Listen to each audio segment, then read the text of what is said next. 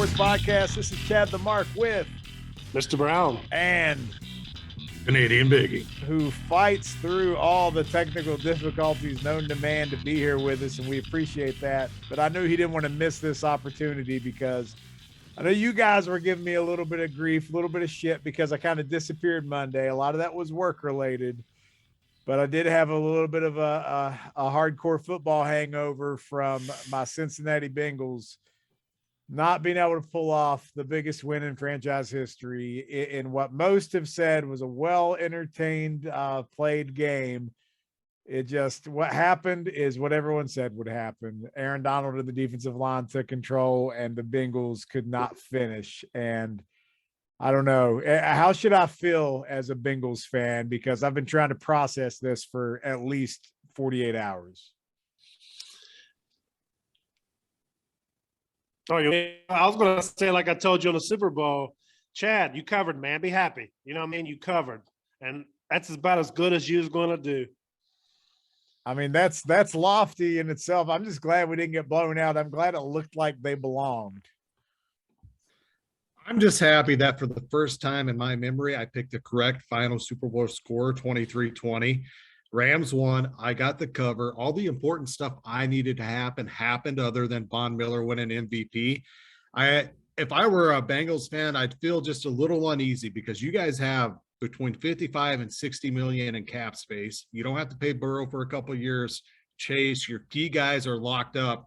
Do you spend and stay competitive? Because even within your division, there's a couple of really good teams. The Steelers get a quarterback. They're right there. Allen and Mahomes aren't going anywhere. So it's one of those where we had that conversation on Thursday. Everybody says, they'll be back. Burrow's young. Dan Marino went in his second year. So yeah. I think there's more uneasiness for you than there is, this is the start of something. Hey, and let me piggyback off of that real quick. The best meme I saw today was comparing Burrow to Andrew Luck. If they don't get him an offensive line, he's out of football by age 30 because he's just like, I can't do it anymore. So they've got to address that line. It was a script that everyone knew was going to happen. The Bengals handled it better than I thought they would. They hung around. You know, Odell got hurt. I'm not saying that's why the Rams didn't win more, but the Bengals showed they belonged, but they have to address that line. That should be their number one priority. First, second, third, whatever picks they got, just throw it all at the line. I think if they addressed the line, if the line played better, they would have been the better team probably because the skill positions and everything. Like in the post game, like Von Miller and company, they were even talking about like, you know, Burrow, he's that dude, man, because he had to get rid of the ball so fast. Like for the past 3 games, they couldn't even run an offense. It was literally like a lot of times people were freaking out because they go 5 wide or 4 wide with one back. And it wasn't because of the play calling. It was because that way we can see what the defense is doing because I got to know where I'm throwing the ball before I even snap the damn thing.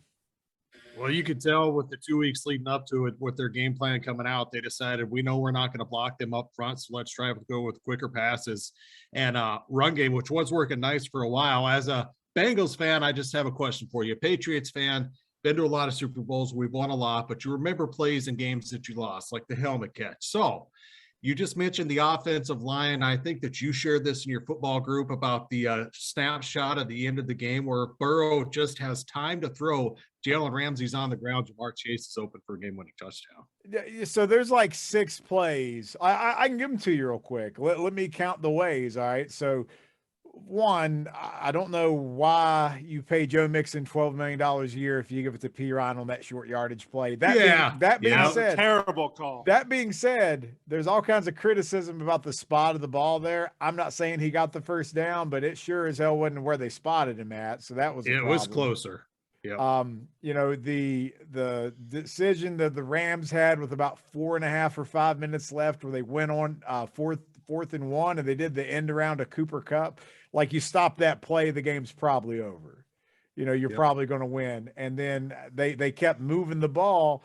And then, of course, the goal line play where Wilson makes a great play. I was standing up watching it. I was screaming at the top of my lungs, oh, my God, we got a linebacker on Kupp. There's a linebacker on Kupp. So I know if I see it, everybody else sees it.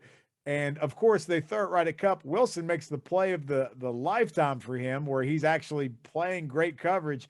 They throw the flag, And, that's fine. Flags happen and stuff like that, but that extended the drive for them. And then there was the weird play where the Rams get called for holding, and then they call a dead ball personal foul call on, I think, Hilton in the end zone because he tried to break up the pass. And I was like, it wasn't helmet to helmet or anything. I thought that was kind of an egregious call. But of course, the naysayers out there will always go back to the touchdown pass. And I know that's what I'm saying. I'm not blaming the refs, not blaming penalties. But when you're watching the game, there was so many chances. The Bengals still had a chance to win or end the game, and they just couldn't do it. Well, you talk about refereeing, and it was a close game. Their game-winning touchdown was a false start that wasn't called. They had several times, as Ashley Harper continually reminded me, where there was 0 on the play clock, just like in the NFC Championship game, and they got the snap off. And if you look at the snapshot of the last play of the game, Aaron Donald's offsides. The last play defensively, he lined up the neutral zone. And that stuff's not reviewable, really. And that's fine. Like, I understand. I'm glad, like, for 75, 80% of the game, the refs let them play. It was loose, and it made for a great game because it wasn't watered down. But then when you get to the end sequence, and it was like six out of the 9 flags in the game came within like 2 minutes. And it's just like, be consistent, for both teams' sake, really. Let them just play the way they've been playing. Well, 2 things. That T. Higgins touchdown that could easily call face mac, that was smooth. Right. And that 75-yard touchdown, that's a big play the second half for you guys. But they were letting them play. Tony Dungy hit the nail on the head in the post game where he said they let him play football for 58 minutes and then they started officiating. And the one thing I'll say too, like the T. Higgins thing in real time, it didn't look like a face mask. It just looked awkward, Yep. And the other side of that, on the Wilson play when they called him for pass interference, I just assumed it was. I thought he hooked him or whatever, because it's like there's no way he's playing that good defense on Kupp, right? So like the officials are probably like, linebacker on Kupp, just go ahead and throw the flag now.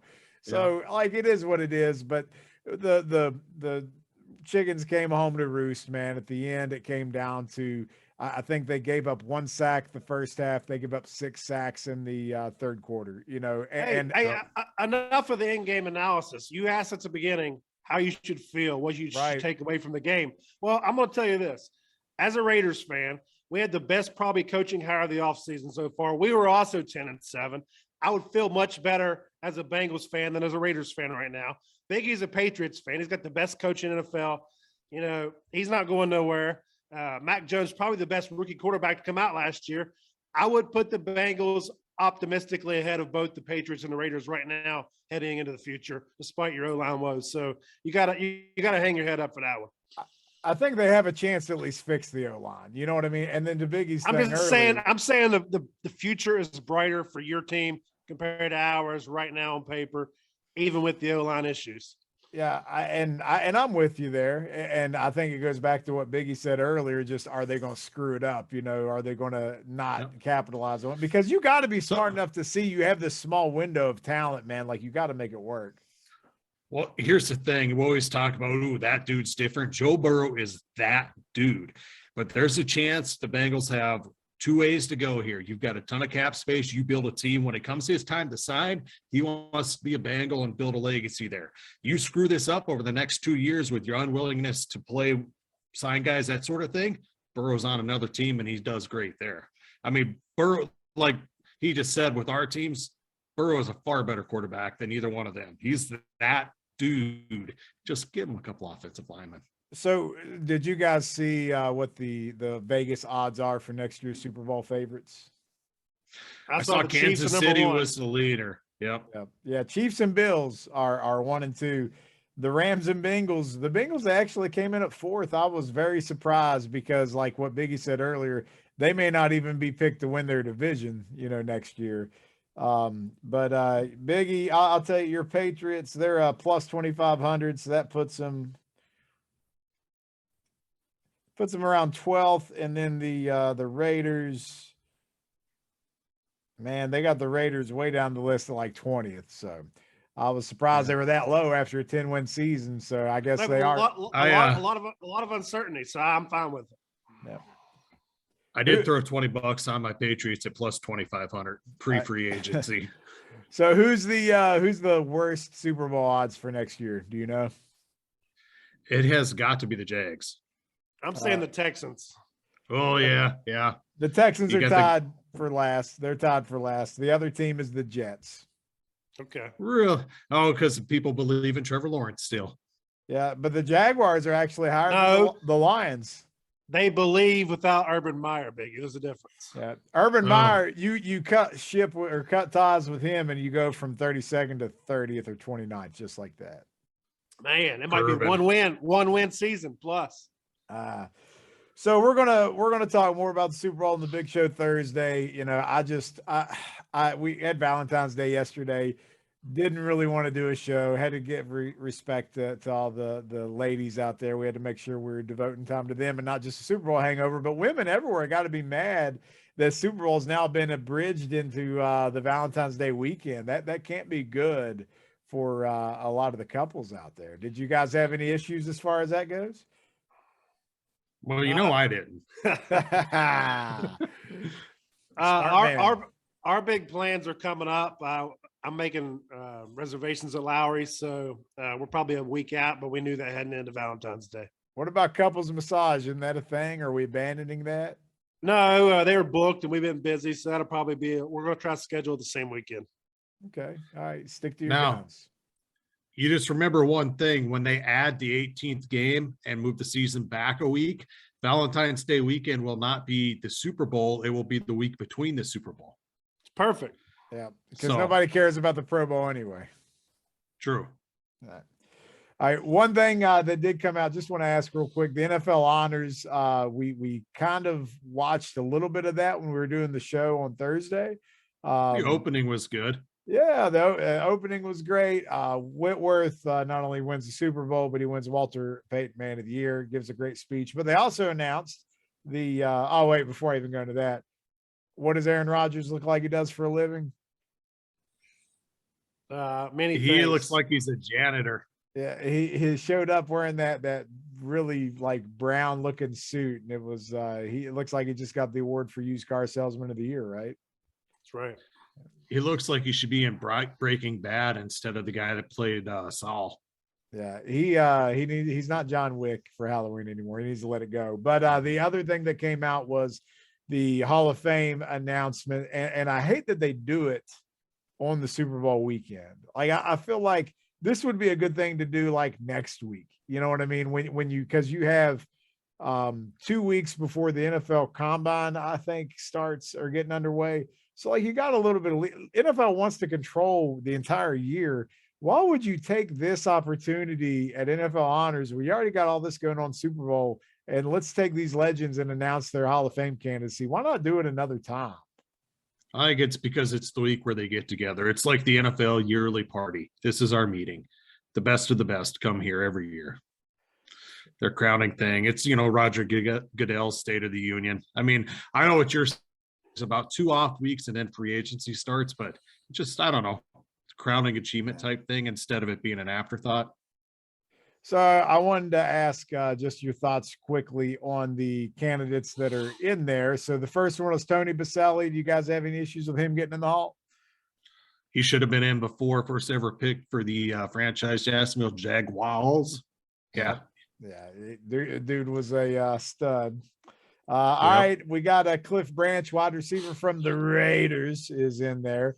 Often considered the fastest man in football back in the day. Do you guys know enough about his his resume to say yay or nay? Sticky hands. He did. He was the stickum, right? That was that whole team, though. Yeah. They had a guy on the defensive side that was big time on that, too. Talking about Lester Hayes. Yeah. Yep. We got not Leroy, but Leroy Butler. So he got in. He should get in alone just for inventing the Lambeau Leap, right? Yeah, I'd say that's worthy. 90s Packers, good player. And we got Sam Mills, who played. He was part of the Dome Patrol with the Saints and the Panthers. The Panthers, right? Yeah, I remember from the Panthers. Can you remember those linebackers for the Saints at that time? Sam Mills, they had 3 or 4 really good linebackers. Oh, man.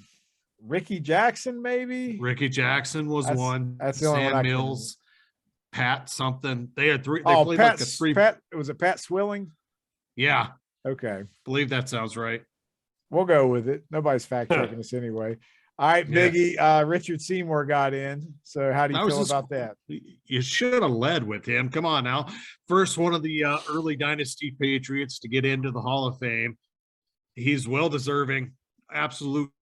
And what some people won't remember is that him getting shipped out of town brought us Randy Moss. So That alone should make him a Hall of Famer, except for that didn't bring you a championship ultimately. Right. true. That was an absolute kick in the nuts. Are you surprised that Dick Vermeil just got in finally? I don't know. Maybe it's because they just did a movie, so they had to put him in because Kurt Warner's in. You know, like Dick Vermeil to me, it's just weird. He's in the Hall of Fame in 2022, but there's a movie about him as a coach in like 1978, 79, and a movie with him as a coach in 2022. It's just weird. They probably didn't want to wait too many more turns around the globe here because he ain't gonna be around much longer probably. So they wanted to get him in before he passed. That's the only thing I can think of. It's like we better put him in. He's like freaking 100, so why Yeah. not? He's like QB Brown. Who's not coaching the Tar Heels. I remember that now. All right, last but not least, you had Bryant Young, defensive tackle for the 49ers. So I vaguely remember Bryant Young, but it looks like the reason he got in is because every offensive lineman who's worth their salt says this guy was like Aaron Donald. He was a beast back in the day. I remember him. Mid-90s 49ers.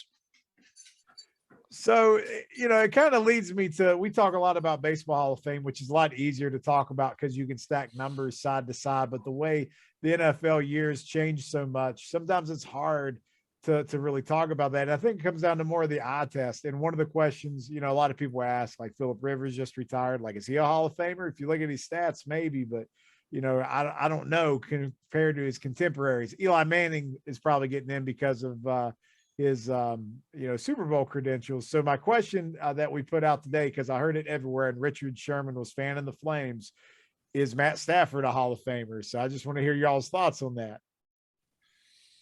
I'll go first with this one. Here's my opinion. Right now, today, he isn't. I don't care that he just won the Super Bowl. He's only 33 years old. You give him another 4 or 5 years, the way the league is today, with the way his numbers will finish, he'll be in the top 10 in touchdowns and yards, and he'll have a Super Bowl on his resume. It won't matter at that point that he's only been to 1 or 2 or 3 Pro Bowls. He'll get in. I agree with you. I mean, the fact is, if Rivers gets in and Stafford's probably going to have similar or better stats, I'd say, and he's already got the ring out of the way, so he's got to go in down the road. I don't know off the top of my head, but I think Phillip Rivers is like top 5 in passing yards and probably top 10 in touchdowns. I know he's top 10 area in both stats. I don't know top 5, top 10, but he's right in that area. And some of that's longevity. You know, he got to play a long time, and Stafford, I'm 100% in agreement with you guys. He should get in if he continues to play at a high level for a couple more years. But, you know, when you talk about the contemporaries, right, I could not believe that Matt Stafford had only made 1 Pro Bowl, and he's never led the league in anything other than interceptions. He does have a crazy amount of fourth quarter comebacks and game winning drives, but when you play on the hapless Lions, that's bound to happen more often than not. And while people say you should cut him a break because he played on such bad teams, part of me says, well, then he should be throwing the ball all the time, so it's going to inflate his stats. And let's be honest, he's had Cooper Kupp now for this year and maybe a couple more years, and he had Megatron, so maybe he just gets to be around good receivers too sometimes, and maybe that helps. I don't know. Oh, man, throw some respect on his name. For the first time in his professional career, #1 overall pick out of Georgia. You knew where it was coming. He gets on a team where the talent level matches him. It's #1 overall pick. Beginning of the year, what was the thing? Super Bowl or bust? Super Bowl or bust? What'd they do? Win the Super Bowl. Give him some respect. I'm not disrespecting him. I'm just saying that he's good. Right now, he's in the Hall of Good. Can he get to the Hall of Great and the Hall of Fame? We'll see. If he wins another Super Bowl, damn sure he's in there. If he at least wins a couple more playoff games for the next couple years, he's probably getting in anyway, just because the volume's going to be there. But, you know, I love Matt Stafford as a person, the story, the toughness, the stuff with his wife. Like, he's an easy guy to root for. And tying it back to the Bengals losing the Super Bowl, Man, at least they didn't lose to a team that you just really don't want to lose to. And I know people say the Rams bought a championship, but in the NFL, it's a little different because of the salary cap. Man, they haven't had a draft pick since 2016 in the first round. So they've decided to go all in on this. They deserve everything they bought. So I'm not taking anything away from them. And I'll put some respect back on Matt Stafford's name. He did lead the league this year in interceptions, but that's okay. In the playoffs, he had 9 touchdowns, 3 picks, and led 2 game-winning drives. But all right, well, he led 3. That's there you go. 3 game-winning drives. That's 3. How many playoff games? That's the stuff of legends. I would say Aaron. The only time it wasn't a game-winning drive is when they played the little Cardinals man in Arizona. So Aaron Donald should get credit for game-winning drives more than Stafford because it seems like he's the one that ended all the games. But all right, we'll close on that. We got a couple minutes, and we're going to end it. Kyler Murray, is he going to be the starting quarterback for the Cardinals this year? Yes, with a pay raise. With a pay raise. Did he add him back on Instagram? No, he's only got a post of him saying, I guess he's not what do you say? He's not crazy. He's being misunderstood or something like that. And then a post of Oklahoma or something. But you think he's getting a pay raise? I do. It's a play. He wants to get paid now. I don't know. He's trying to. Josh Allen did that, right? Is he trying to follow that recipe there? Pay me now rather than later. We're going to suck anyway. Give me my money while we're at least good. I'll be honest with you. I kind of wish the Bengals would just do that with Burrow. I know he's on cheap money right now, but the future scares the hell out of me. But you don't want to you want them to do the Evan Longoria with him. Yeah, let's just go ahead and make it work now, and we're good to go. Yeah. But all right, well, guys, that's enough for a show on a Tuesday night. Thanks for jumping on.